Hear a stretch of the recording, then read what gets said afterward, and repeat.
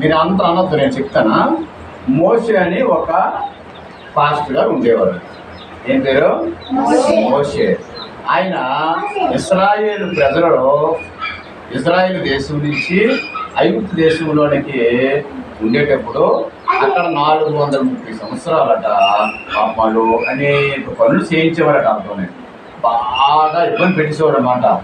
ఇంటి పనులు, తర్వాత తోవడాలు, ఇటుకలు మోయడాలు, అన్ని కష్టమైన పనులు చేయించాడు. అయితే మోషే తాత ఏం చేశాడంటే వాళ్ళందరినీ కూడా దేవుడితో మాట్లాడి వాళ్ళందరినీ కూడా పిలిపించాడు. ఆ దేశంలో నుంచి వాళ్ళు ఎంతమంది అంటే ఇంచుమించుగా 25 లక్షల మంది ఉంటారు. ఎంతమంది? 25 లక్షల మందిని ఎవరు నడిపించాడు? మోషే తాతయ్య నడిపించాడు. మోషే తాతయ్య నడిపిస్తూ ఐగుప్తు దేశంలో నుంచి మనం మ్యాప్లో చూసాం కదా. దేశాల పేరు చెప్పండి. ఇండియా,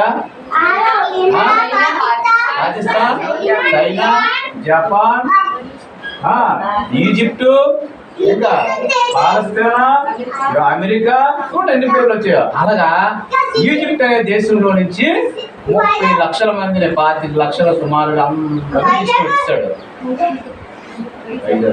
అయితే తీసుకొని వస్తే దాటి వచ్చారు. అప్పుడు మోషే తాతయ్య ముసలైపోయిన తర్వాత చచ్చిపోయిన తర్వాత ఆయన శిష్యుడు ఉన్నాడు.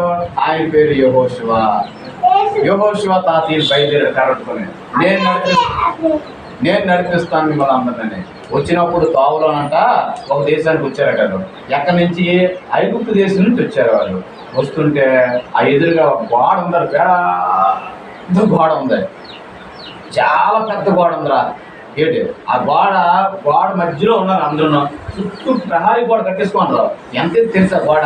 ఇదో కొబ్బరి చెట్టు, తాటి చెట్టు ఎంత ఎత్తు ఉంటుంది అంత ఎత్తు కట్టేశారు గోడలో. ఆ మధ్యలో ఉన్నారన్నమాట సిటీ అంతా, పట్టణం అంతా. ఇప్పుడు వాళ్ళు కొట్టాలంటే తలుపులు పెద్ద గెల్ల వేస్తారు. వాళ్ళు దాటి ఇశ్రాయేలు ప్రజలు వెళ్ళాలి. వెళ్తే ఆ రోజు వాళ్ళు వెళ్తాండ్రు. అప్పుడు యెహోషువ తాతయ్య అన్నాడు, మీరు ఎవరు భయపడకండి, మనం ఎవరు పెట్టడమే? దేవుని పెట్టడమే. దేవుడు అంటే ఎవరు? భూమిని, ఆకాశాన్ని తయారు చేశాడు. ఆయన ఏం చేసి మన యేసయ్య. ఆ తయారు చేసినటువంటి యేసయ్య తాలూకు పెట్టడం మనకు భయం లేదు. వాళ్ళు మనకి ఏమి కాదు, మనకి అలా వచ్చేస్తారు, మనకు ఆ దేశం ఇచ్చేస్తారు అన్నాడు. వెంటనే అప్పుడు ఎలా తెలుసా? గోళ్ళలో మరి గుణపాలు లేవు, క్రేనులు లేవు, కాళ్ళు లేవు, మరి ఎలా కొడతారా వీళ్ళే? అప్పుడు కొట్టడానికి కూర్చోవాలి. చిన్నపిల్లలు కాము కూర్చోవాలి. దేవుని బిడ్డలు కాము కూర్చుంటారు. దేవుని బిడ్డ అందరూ అందరూ కాము కూర్చుంటారు. దేవుని బిడ్డ మీ అందరూ 54 దేవుని పెట్టారండి. అయితే ఎప్పుడైతే అలా చేశారో వినండి ఒక్క మాట. ఇక యెహోషువ తాత ఏమన్నాడంటే, రే మీరందరూ భయపడకండ్రా, మనకి ఇచ్చేస్తారు ఈ దేశాన్ని. మన చుట్టూ తిరుగుదాం, వాడు చుట్టూ తిరిగి ఏసు రక్తం అన్నారు. ఏమనాలా? ఏసు రక్తం అనండి, మనం నాటుకుంటా అనండి అన్నాడు. అంటుంటే వాళ్ళు ఏసు రక్తం చేయి, స్తోత్రం ఏసు రక్తం చేయమంటారు. అలాగంటే 1 రోజు, 2 రోజులు, 3 రోజులు, 4 రోజులు, 5 రోజులు, 6 రోజులు అన్నారు. అనేసరికి 7వ రోజునే ఆ గోళ్ళన్నీ కూడా కిందకే పడిపోయేవి. చూసావు, తావైపోయిందా? ఆ దేశంలో అంత పంట తీసుకొని తిన్నారు హ్యాపీగా. శత్రువులు అందరూ కూడా పారిపోయారు. అంటే దీన్ని బట్టి మన దేవుడు ఎంత గొప్పవాడు. మనం ఏం చేయాలా? చాలా బలవంతుడు మన దేవుడు, గొప్పవాడు మన యేసు ప్రభు. ఎందుకంటే ఆయన పేరులో మనం కలిసి ప్రార్థన చేస్తే ఏదైనా జరుగుతుంది. తగ్గుతుంది, బాగు లేకపోతే తగ్గుతుంది, చదువు లేకపోతే జ్ఞానం వస్తుంది. మీరు చదువుకునేటప్పుడు యేసయ్యా నా జ్ఞానం యేసయ్యా అనంటే దేవుడు జ్ఞానం ఇస్తాడు. అంతే, దేవుడు జ్ఞానం ఇస్తాడు. మీకు జ్ఞానం ఇస్తే అప్పుడు ఇంకా ఫస్ట్ మార్కులు వస్తాయి. అప్పుడు ఎరుకో గోడలు, అయ్యేం గోడలవే? ఎరుకో గోడలే కూలిపోయేవే. మరి ఇవి మన జ్ఞానం కూడా దేవుడు ఇవ్వగల సమర్థుడు. ఆయన జ్ఞానం ఇస్తాడు.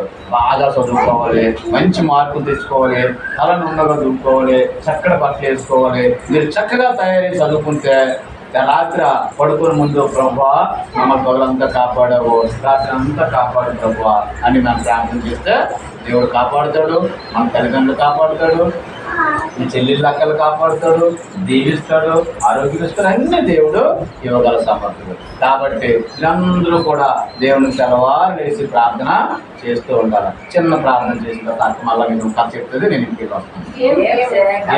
ఓకే, చిన్న ప్రార్థన. అందరూ కళ్ళు చేయండి, అందరూ మోకాళ్ళు వేయండి, అందరూ మోకాళ్ళు ఉంచండి. అలాగే మోకాళ్ళు నీ కాళ్ళు ఒకటి మమ్మల్ని ఉంది.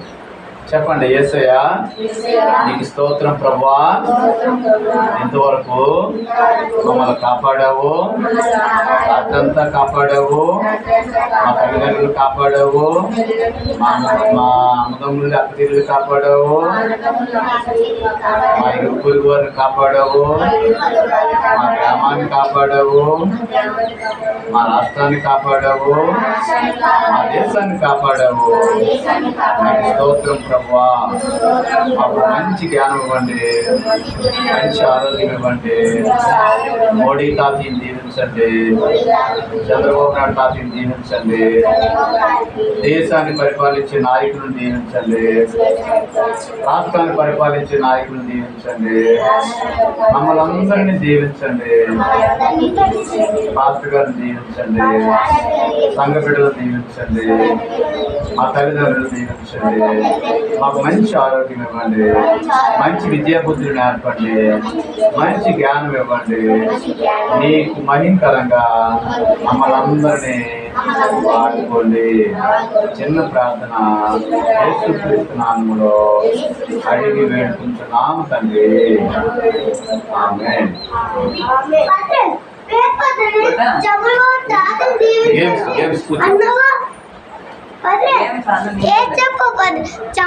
తాత దీవించండి.